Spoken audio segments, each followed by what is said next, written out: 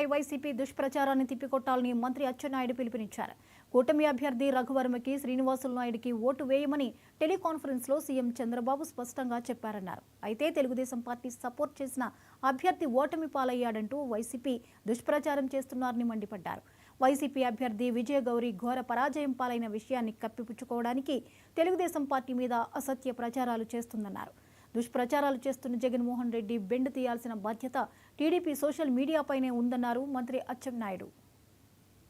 ఉపాధ్యాయ MLC ఎన్నిక మేము ఓపెన్గా రఘువర్మ గారికి శ్రీనివాసులు నాయుడు గారికి వీళ్ళిద్దరు, ఎందుకంటే అక్కడ మేము క్యాండిడేట్కి పెట్టలేదు, మా తరపున అక్కడ క్యాండిడేట్ లేరు.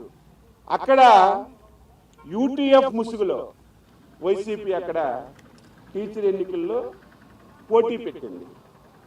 మేము పోటీ పెట్టినప్పటికీ కూడా చాలా సందర్భాల్లో వీళ్ళు మాకు శాసన మండలి ఎన్నికలు జరిగేటప్పుడు ఇండైరెక్ట్గా మాకు సహకరించారు. కాబట్టి మేము కూడా అదే పద్ధతిలో గౌరవ ముఖ్యమంత్రి గారు 3 జిల్లాల కార్యకర్తలందరికీ టెలికాన్ఫరెన్స్ పెట్టి స్పష్టంగా first priority vote, second priority vote Raghu Varma గారికి శ్రీనివాసులు నాయుడు గారికి ఇవ్వండి, ఇద్దరు మన క్యాండిడేట్లే, ఎవరు గెలిచినా మన వాళ్ళని స్పష్టంగా టెలికాన్ఫరెన్స్లో వేల మందికి మీటింగ్ పెట్టుకొని ముఖ్యమంత్రిగా చెప్తే ఈరోజు తెలుగుదేశం పార్టీ ఓడిపోయింది, టీచర్లు వ్యతిరేకించారని ఫేక్ సమాచారాన్ని ఈరోజు ఫేక్ మీడియాలో ఈరోజు ఇస్తుంటే